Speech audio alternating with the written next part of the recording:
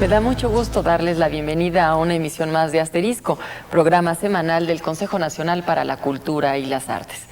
Como ustedes saben, del 1 al 17 de octubre se llevará a cabo el 27º Festival Internacional Cervantino, sin duda el festival más importante y reconocido del país. Música, ópera, teatro, danza, artes visuales, cine y literatura son las disciplinas que congregan en este 1999 a 1.595 artistas de 34 países, que brindarán al público una vasta selección de creaciones modernas y tradicionales, clásicas y experimentales, sin limitaciones de géneros, formas y tendencias. Para dar a conocer políticas de organización del festival, recibimos aquí la visita de su director general, Sergio Bell. En Asterisco repasaremos la historia del Cervantino y recordaremos también sus más destacados momentos. Con un recuento de sus actividades, los invitamos a que acudan a la edición cervantina de 1999 y en especial les comentaremos la obra teatral sobre Felipe Ángeles de Elena Garro. Complementa nuestro programa de hoy nuestro Elogio de la Lectura, una encuesta entre creadores e intelectuales sobre el Festival Cervantino y las recomendaciones de lectura que semana a semana aquí les hacemos. Bienvenidos pues a Asterisco y al encuentro anual de mayor relevancia artística y cultural de México, el Festival Internacional Cervantino. Iniciamos.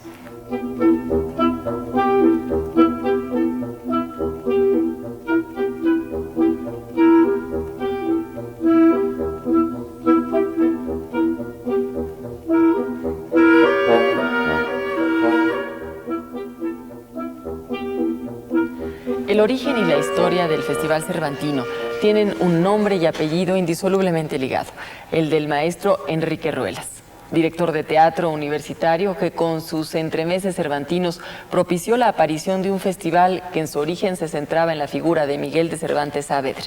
Pero ¿qué les parece si conocemos con detalle esta historia a través del siguiente reportaje?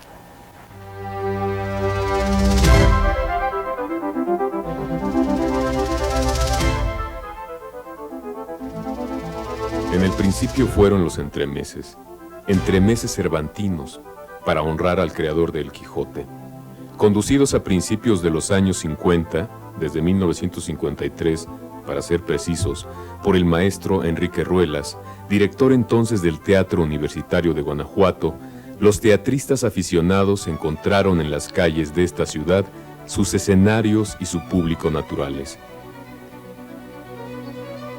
Durante casi 20 años se celebró así, con alegre sencillez, la fiesta de la representación escénica cervantina, hasta 1972, cuando se transformó en festival, en el Festival Internacional Cervantino, siempre con el hombre del Quijote, don Miguel de Cervantes Saavedra, en el centro de la atención.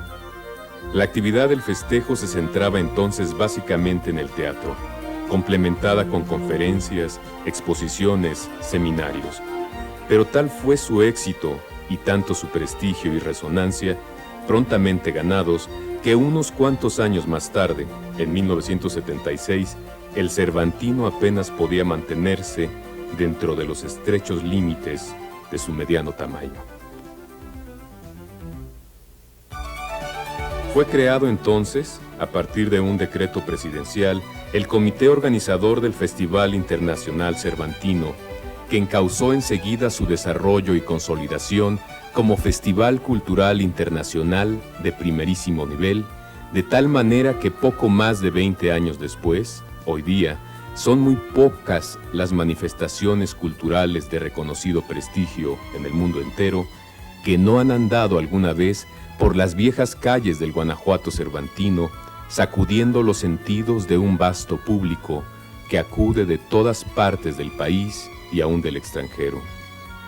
Considerado en la actualidad el más importante festival cultural de Hispanoamérica, dueño sin duda de una sólida reputación, el Cervantino es en octubre de cada año gozoso punto de encuentro con la mejor de la música, la ópera, el teatro, la danza, las artes plásticas, el cine y la literatura universales, sin perder sus preocupaciones académicas originales en torno a la figura señera de don Miguel de Cervantes y Saavedra. Una figura que recorre cada año, entre festiva y solemne, el viejo Teatro Juárez, el Teatro Principal, el Teatro Cervantes, el Teatro de Minas, la explanada de la Alhóndiga de Granaditas, la Plaza de San Roque y cada rincón de la vieja ciudad de Guanajuato.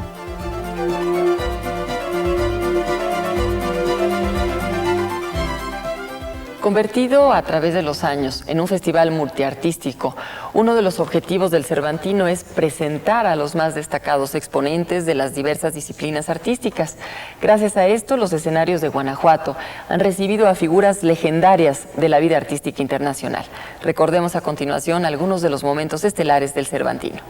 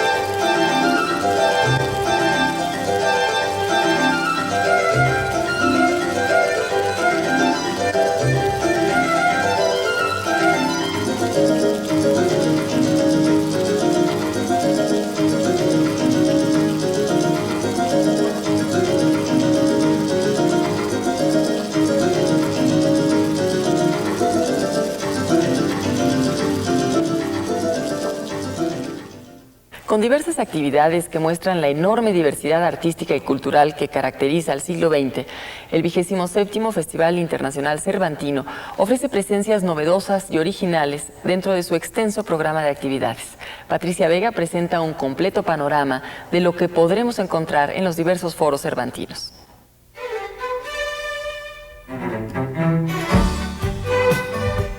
A partir del próximo viernes 1 de octubre, la ciudad de Guanajuato se convertirá a lo largo de 17 días en sede del 27º Festival Internacional Cervantino, cuyo programa incluye este año la participación de 1.595 artistas de 34 países. La inauguración de esta fiesta de la cultura será, como ya es tradicional, en la explanada de la Alhóndiga de Granaditas y correrá a cargo de la agrupación afrocubana All Stars, cuyo repertorio abarca sones, danzones, boleros, guarachas y guaguancós. Este concierto se anuncia como una fiesta de los sonidos, donde la música y el baile se darán la mano. Lo cierto es que, al igual que en otras ocasiones, el rubro de música es el más nutrido. Entre su rica y variada oferta encontramos desde el estreno mundial de la versión definitiva de la ópera de Carlos Chávez, The Visitors, hasta la participación del pianista Ciprián Katsaris con un programa especial para conmemorar el 150 aniversario del fallecimiento de Chopin. El bajo alemán Kurt Moll interpretará un programa con canciones de Schubert sobre textos de Goethe en conmemoración de los 250 años del nacimiento del poeta alemán. O las orquestas barrocas de Montreal y Friburgo, pasando por la mexicanísima y popular Astrid Haddad y su Heavy Nopal, hasta sumar un total de 44 conciertos y 2 funciones de ópera.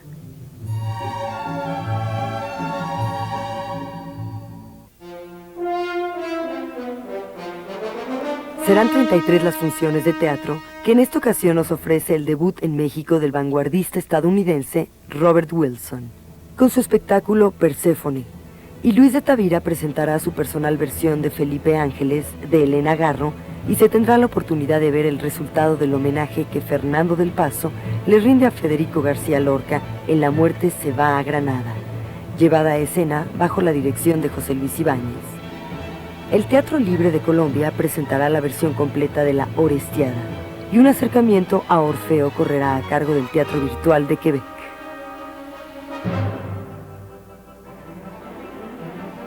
En el terreno de las artes plásticas destacan particularmente los homenajes a 2 grandes artistas latinoamericanos en el centenario de sus nacimientos: el pintor oaxaqueño Rufino Tamayo y el escritor argentino Jorge Luis Borges.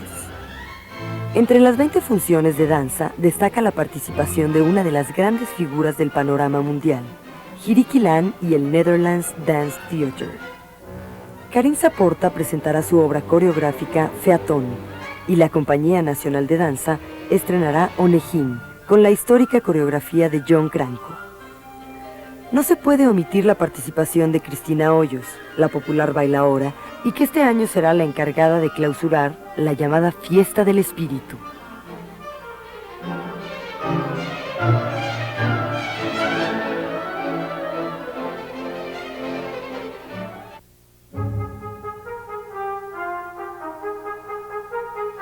Nos da muchísimo gusto recibir a Sergio Vela aquí en el estudio de Asterisco. Gracias, Sergio. Gracias, Mercedes, encantado. La música ha estado muy ligada a tu vida y en esta ocasión vas a dirigir en escena la ópera Los Visitantes de Carlos Chávez en su versión definitiva. ¿Qué significa esto para ti? Bueno, significa muchas cosas. Para empezar, una emocionante labor de rescate de una magistral partitura que durante muchos años estuvo olvidada. Carlos Chávez compuso esta ópera en los años 50, comisionada por Lincoln Kirsten y estrenada en los Estados Unidos, en Nueva York, en 1957.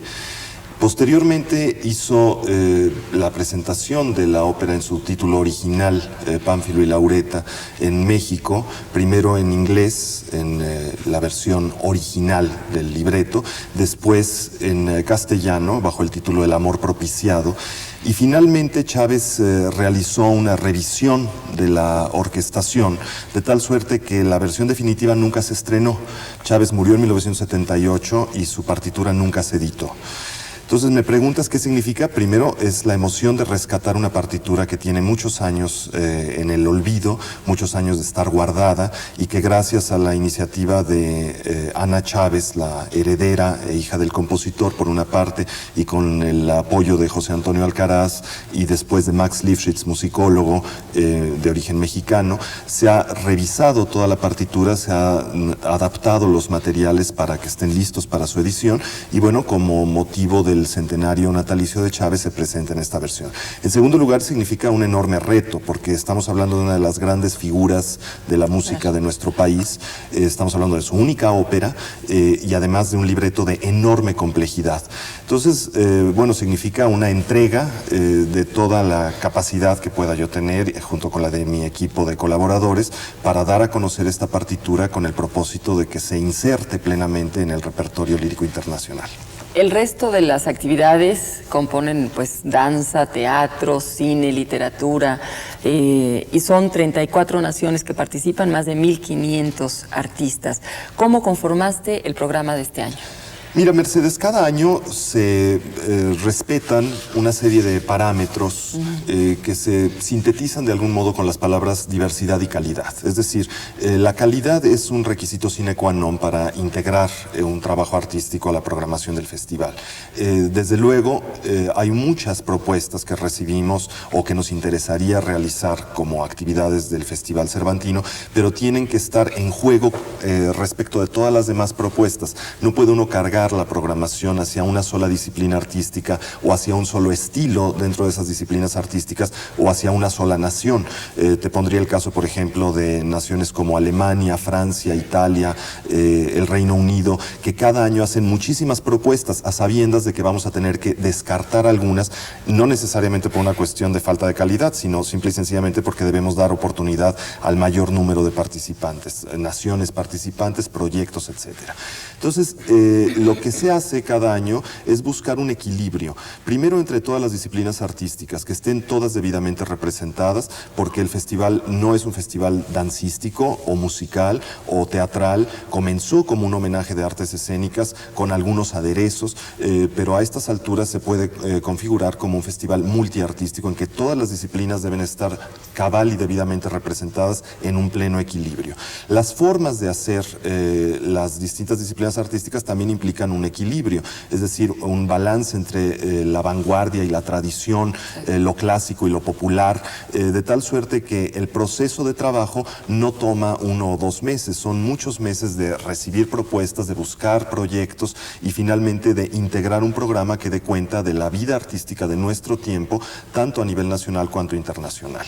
En estos 27 años de existencia del festival han habido en algunas ocasiones temas rectores, digamos, de toda la programación, y en tu caso, ¿lo has considerado así o buscas a partir de las selecciones, como dices tú, la diversidad y la calidad? Mira, siempre hay algún tema que resulta interesante para destacarlo, pero no para condicionar toda la programación, porque si la programación del Cervantino resultara temática, necesariamente se excluirían naciones, grupos, proyectos que por otro lado tienen mucho que aportar. Vamos a suponer que hiciéramos un festival en torno al neoclasicismo.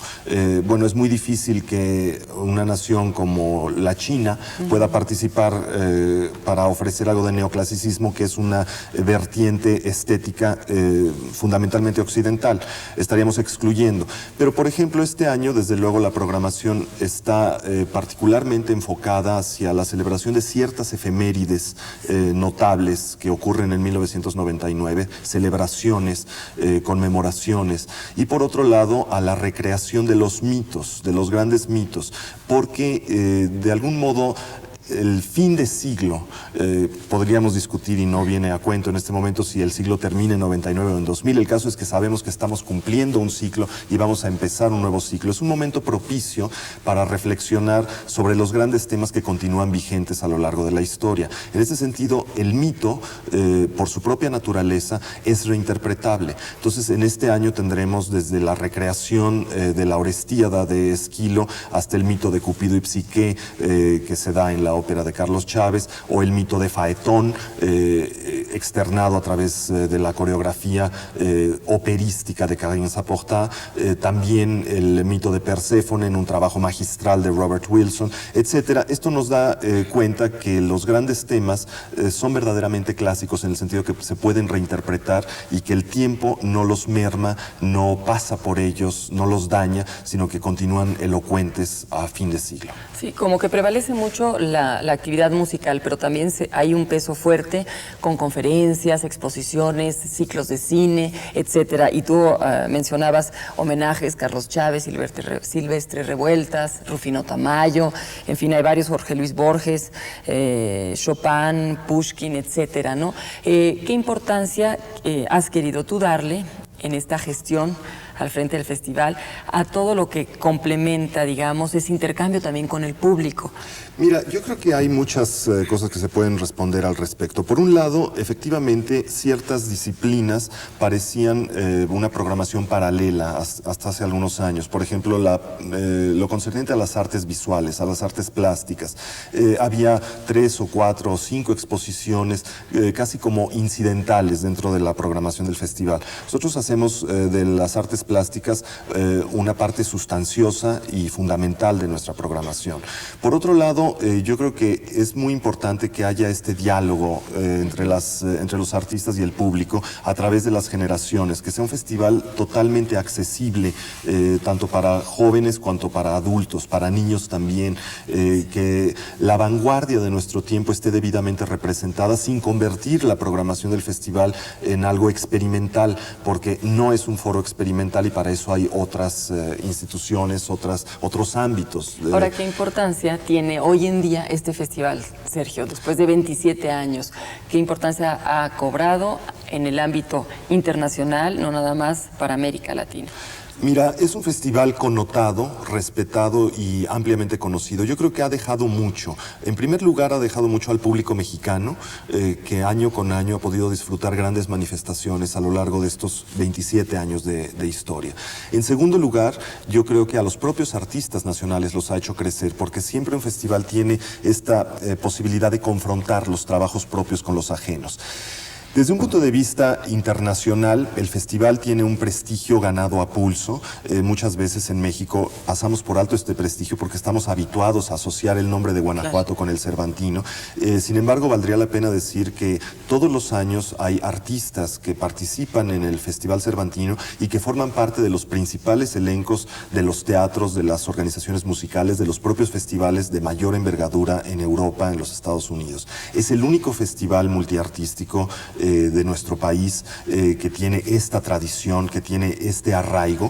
Por otro lado, es un festival hecho para todos los mexicanos y además es reconocido por la propia Asociación Europea de Festivales, que es una especie de federación de festivales, una organización supranacional, y el Cervantino es el único festival del continente americano que ha sido bienvenido en esta organización, merced a su prestigio, a su enorme trascendencia. Desde un punto de vista ético, yo creo que es importante decir que un festival tiene como propósito, más allá del disfrute inmediato y de la experiencia, de la vivencia de las manifestaciones artísticas, el conocer al otro, el conocer a la alteridad, dialogar con la diversidad que caracteriza al género humano. Eso necesariamente nos hace más tolerantes, nos hace, creo, mejores seres humanos a la larga, al conocer y respetar las culturas de los demás, las creencias, las tradiciones de los otros. Y creo que en este sentido el Festival Cervantino tiene plena vigencia, y es más, yo creo que en el mundo se necesitan muchos festivales cervantinos que tengan este espíritu ecuménico de celebración de la diversidad del género humano. Para ese disfrute de la fiesta, ¿sigue siendo Guanajuato hoy en día y para los próximos años la sede más óptima? Yo creo que sí, Mercedes. Te voy a decir porque las festividades artísticas más relevantes del mundo suelen ocurrir en comarcas reducidas que tienen algún valor estético y o histórico añadido. En el caso de Guanajuato es evidente que es una ciudad pequeña, con muy buena infraestructura para las artes. Por otro lado, tiene un enorme valor histórico y un enorme valor estético. En este sentido, el que la mayor parte de las sedes festivas del mundo ocurran en ciudades muy particulares, muy identificadas con ese propio trabajo festivo, obedece a que se altera por completo el ritmo cotidiano de la vida. Se vulnera la normalidad en el mejor sentido de la palabra. Tú imagínate un festival cervantino en la Ciudad de México, en Monterrey, en Guadalajara, en grandes urbes. Efectivamente puedes tener una serie de ventajas en cuanto a infraestructura, en servicios turísticos, hoteleros, etcétera, pero la fiesta como tal no se percibe, se diluye. Entonces, yo creo que Guanajuato ha probado con estos 27 años de historia del Festival Cervantino ser la sede óptima. Es una ciudad muy bien comunicada, es una ciudad hospitalaria, es una ciudad muy atractiva, con museos, que ha crecido a la par que ha crecido el Cervantino, y me parece que el nombre del Festival Cervantino está indisolublemente ligado a Guanajuato, y enhorabuena por ello. ¿Qué te ha dado en estos años a ti el Festival Cervantino y qué quisieras darle tú para los próximos años también? Mira, me ha dado enormes alegrías, me ha dado una experiencia realmente valiosa, me ha hecho conocer grandes trabajos artísticos, a grandes figuras, conocer su trabajo de cerca, me ha dado la enorme satisfacción de ver rostros emocionados por parte del público. En un momento dado, el aplauso del público hacia un artista es sumamente gratificante. Me ha dado, desde luego, la enorme experiencia para encauzar una capacidad organizativa que quizá tenga hacia algo que desde mi punto de vista es de la máxima relevancia, que es la vida artística.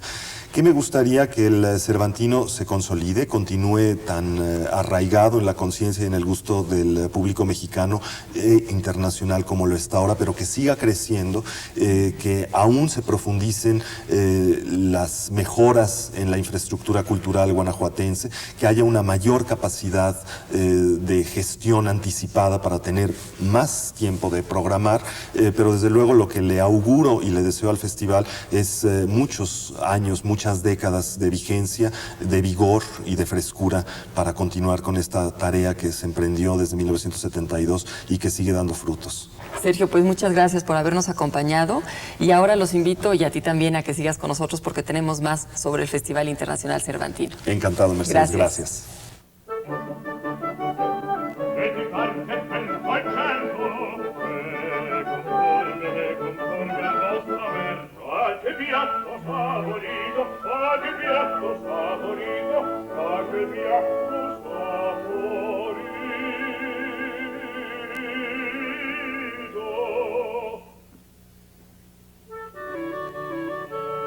Che barbaro appetito, che bocconi da gigante, mi par proprio di svenire, mi par proprio di svenire. E veder i miei bocconi, mi par proprio di svenire, mi par proprio di svenire. Che barbaro appetito, che bocconi da gigante, e veder i miei bocconi, mi par proprio di svenire. Ma che barbaro appetito, è proprio di svenir, che bocconi da gigante, è proprio di svenir, ti fa proprio di svenir, ti fa proprio di svenir.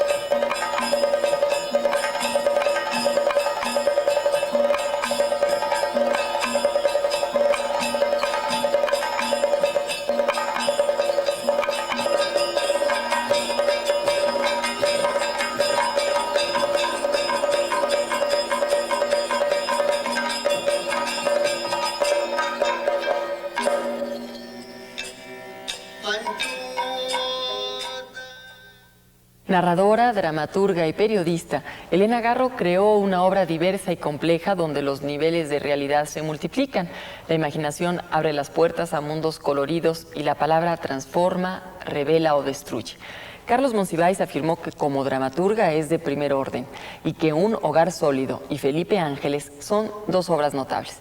El Festival Cervantino presenta el montaje de esta última obra con la puesta en escena del maestro Luis de Tavira.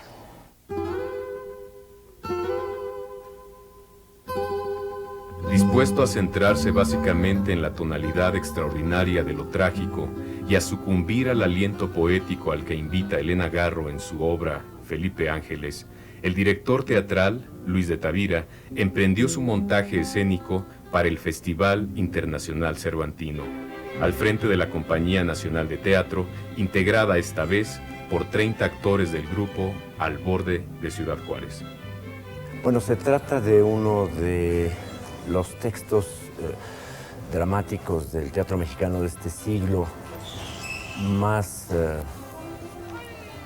hondamente conmovedores, en tanto se refiere, quiere aproximarse a uno de los momentos más dolorosos de la historia mexicana de los últimos tiempos.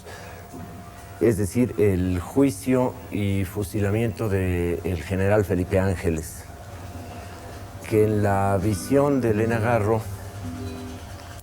encarna la suma de aspiraciones, de principios y de convicciones de lo que fue la Convención de Aguascalientes, en tanto el intento quizá más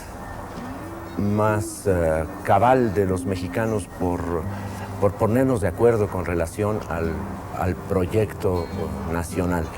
Es una obra de teatro documental, desde luego, sobre su base, pero llevada a una dimensión trágica. Yo he querido leer en el texto de Elena Garro un Vía Crucis, una pasión. Yo creo que esta obra podría llamarse La Pasión de Felipe Ángeles según Elena Garro. La figura de Felipe Ángeles es identificada por muchos momentos, unos casuales, otros poéticamente vistos así, como un Vía Crucis, como una pasión de Cristo. Este juicio es ilegal. Fue suspendido por un juez. Y al mismo tiempo, desde México, insisten en que matemos con el código en la mano. Esto ya no se entiende. Estos son otros tiempos. Son de leyes. De leyes.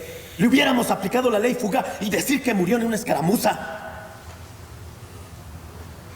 Pero el señor Carranza se quiere dar el lujo de matarlo en nombre de la ley suprema, de la revolución. No se da cuenta de que no engaña a nadie. Esto es una demostración de fuerza. Un escarmiento para los sentimentales y los ilusos. La obra es, pues, el juicio a Felipe Ángeles, que se convierte en el texto de Elena Garro en un juicio a la Revolución Mexicana.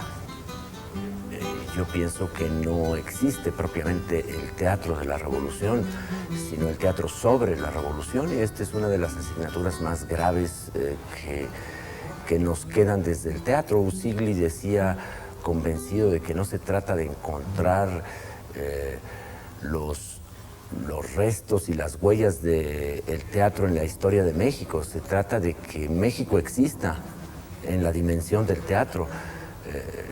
México no existirá mientras no seamos capaces de inventarlo teatralmente, de encontrar los personajes de la catarsis nacional.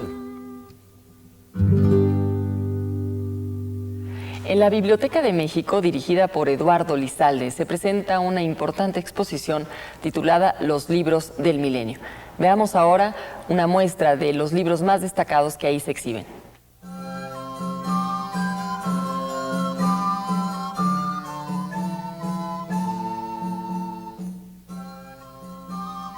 La muestra Los libros del milenio trata de exhibir un conjunto de obras eminentes de distintos países, épocas y lenguas, conformado particularmente con ejemplares resguardados en nuestra bóveda del Fondo Reservado, en los estantes del Fondo México y en el acervo de colecciones especiales de la biblioteca.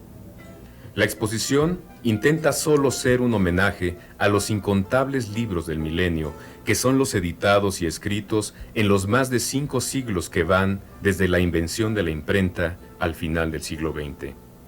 Pero aunque la palabra libro, desde la impresión en tipos móviles de la Biblia latina, 1455, a manos de Gutenberg, significa conjunto de hojas o páginas de cualquier material impresas y encuadernadas en un volumen, los libros son objetos que tienen ancestros milenarios, entre los que cuentan tanto los antiguos rollos de papiros, pergaminos y otros materiales en que fueron escritas las obras de las culturas clásicas de Roma o Grecia, como los pétreos muros de las más antiguas culturas de todos los continentes en que se inscriben incontables documentos de escritura ideogramática o jeroglífica. Hemos dado a la exposición un sencillo orden cronológico que atiende a la época de la redacción original de las obras, independientemente de la fecha de su reimpresión, pues no poseemos, como es de suponerse, las ediciones originales de los libros producidos en los últimos 500 años del milenio y muy pocos incunables del siglo XV. Por lo que toca a las traducciones y reimpresiones de ilustres obras, de clásicos griegos o latinos, ellos se exhiben en las vitrinas que corresponden al año de su edición.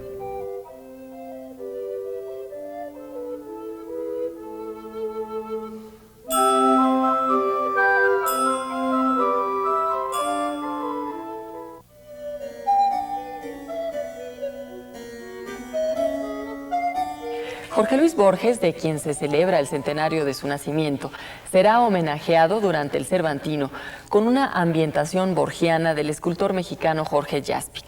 Recordar la importancia de la lectura en general nos lleva ahora a nuestro particular elogio de la lectura.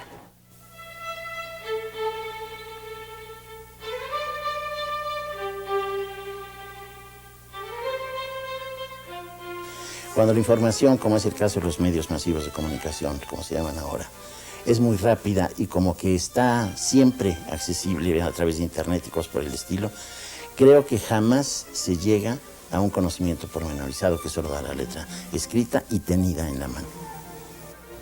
Porque leer es vivir, no escapar de vivir. Porque leyendo viajamos, porque leyendo conocemos la naturaleza humana. Freud, al ser interrogado de quién había sido su principal maestro, señaló detrás de él los volúmenes de la Comida Humana de Balzac, ese gran tratado de las pasiones humanas.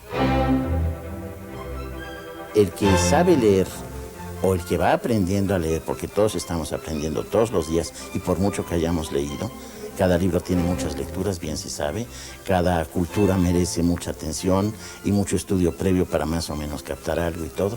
Eso creo que solo se da, cuando menos hasta ahora, de una manera plena en la lectura directa, en la lectura de libros. La sociedad que plantea Bradbury es una donde los libros ya no existen porque los libros son causantes del problema del conocimiento. En el terreno de las humanidades, los clásicos, que empiecen los estudiantes mexicanos, los lectores mexicanos, por leer a los propios clásicos de lengua española, entre otras cosas para subvenir a la enorme necesidad de vocabulario, porque es patética la falta de vocabulario en los jóvenes sobre todo.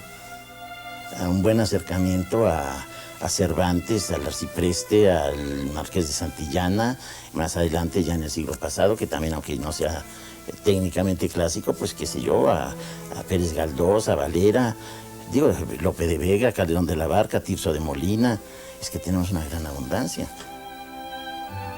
Yo más bien recordaría aquel famoso escrutinio que hacen los personajes de Don Quijote para ver qué es lo que provocó la locura del caballero manchego. Y hay una expresión del ama de Alonso Quijano cuando dice: examine usted bien, señor cura, esos libros, no vaya a ser que en alguno de ellos exista algún hechizo o algún encantador que nos vaya a infiltrar sus hechicerías. Que se lea Platón, que se lea un poco de Aristóteles. Claro que no pienso que los vayan a leer de una manera completa, sería absurdo. pero sí cuando menos que tengan nociones de lo que dicen Platón, Aristóteles, Esquilo, Sófocles, Homero, Eurípides, Virgilio, Cicerón, Horacio, en los clásicos llamados propiamente así. Y si tú piensas en los grandes libros de la humanidad, normalmente la primera frase se ha convertido en emblema. En un lugar de la Mancha, llámenme Ismael, aposté mi corazón y lo ganó la violencia. Es decir, ya quizá con esos 3 títulos estoy diciendo libros que también me parecen fundamentales. Es decir, el caso de Moby Dick, de Don Quijote y de La Vorágine. Figuras de la talla de Narciso Yepes, Pina Bausch, Ella Fitzgerald, Zubin Mehta, Leonard Bernstein, Rudolf Nureyev, Eduardo Mata, Claudio Arrau, por tan solo citar a unos cuantos, han pisado los foros del Festival Cervantino a lo largo de sus 26 años de historia. La presencia de grandes personalidades y la producción por encargo del propio comité organizador de obras de teatro, ópera y música han sido factores esenciales para que el prestigio del festival haya trascendido nuestras fronteras. Repasemos a continuación otros grandes momentos de este festival.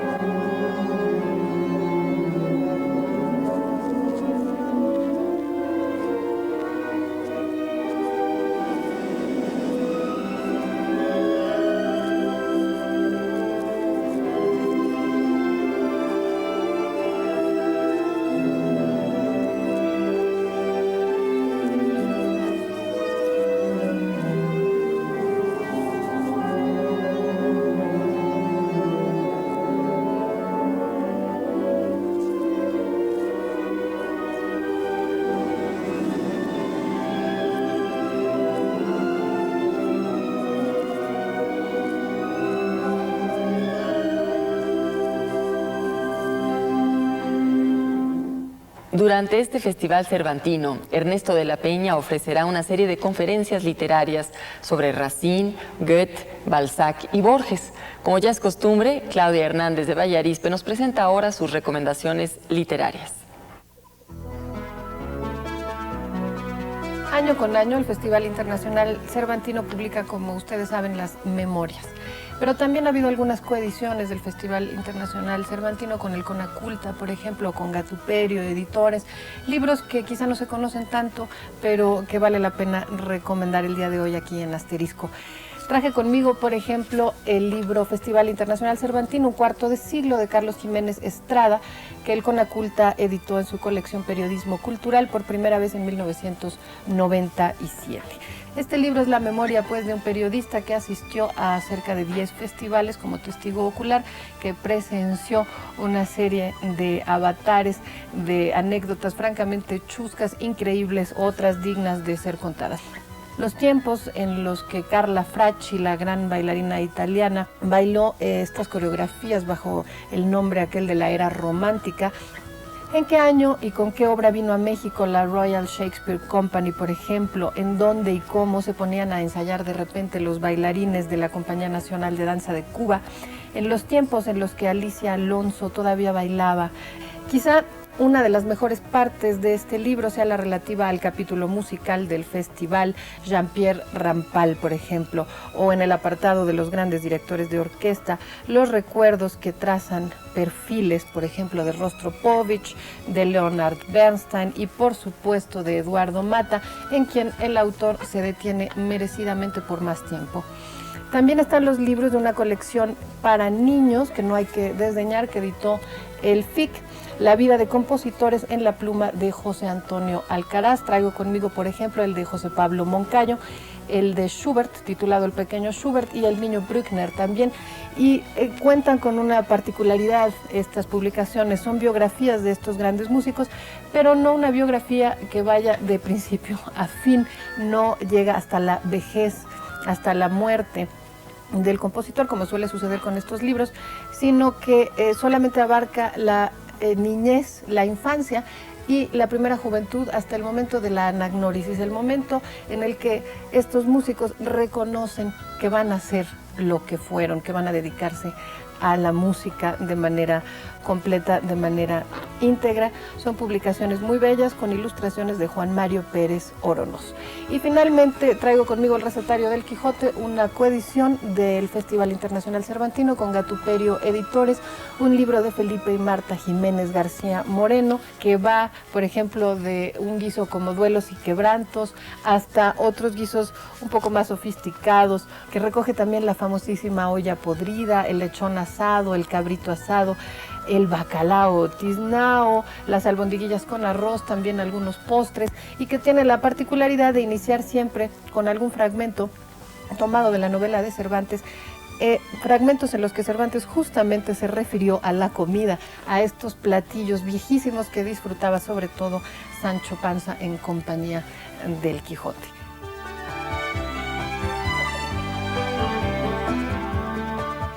Aquí termina nuestro programa de hoy, no sin antes comentarles que los esperamos en nuestra próxima emisión de Asterisco a través del Canal 22. Y también queremos invitarlos a que estén con nosotros juntos en Guanajuato, donde Asterisco asistirá en esta ciudad Patrimonio Cultural de la Humanidad del 1 al 17 de octubre para disfrutar de las actividades programadas en el 27º Festival Internacional Cervantino. Recuerde que sus sugerencias y comentarios son muy importantes para el equipo de Asterisco. Escríbanos a nuestro correo electrónico, que es asterisk@conaculta.gov.mx, o a nuestra dirección en Barranca del Muerto 380, Colonia Guadalupeín, México, Distrito Federal 01020. Gracias por haber estado con nosotros y hasta la próxima.